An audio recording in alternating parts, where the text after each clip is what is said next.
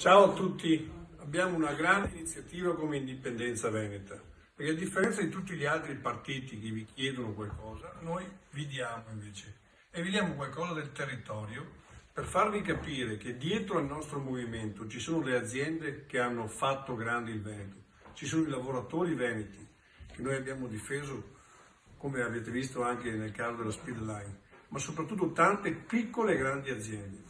In questo cesto di Indipendenza Veneta troverete tutti i prodotti di aziende del territorio, aziende che sicuramente sono diventate grandi, qualcuna è ancora di piccole dimensioni, alcune sono diventate grandi, dicevo, proprio perché per l'amore e la passione del lavoro e soprattutto per i grandi lavoratori veneti che non sono secondi a nessuno. Il nostro messaggio è questo: il Veneto non è la regione del reddito di cittadinanza, quella è una cosa che non ci appartiene.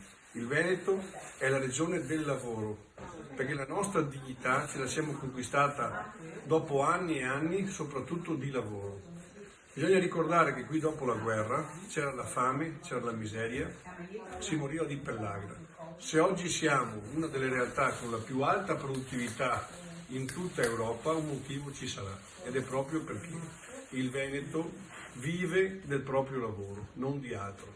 Allora aiutaci a fare grande il movimento di Indipendenza Veneta, perché significa salvare le aziende venete. Noi vogliamo regalare una cesta al nostro referente comunale. Allora fatti sentire, senti il coordinatore più vicino a te e diventa un socio di Indipendenza Veneta. Ripeto, noi non ti chiediamo niente, ti portiamo qualcosa, ti portiamo a casa il Veneto che tutti vorremmo avere.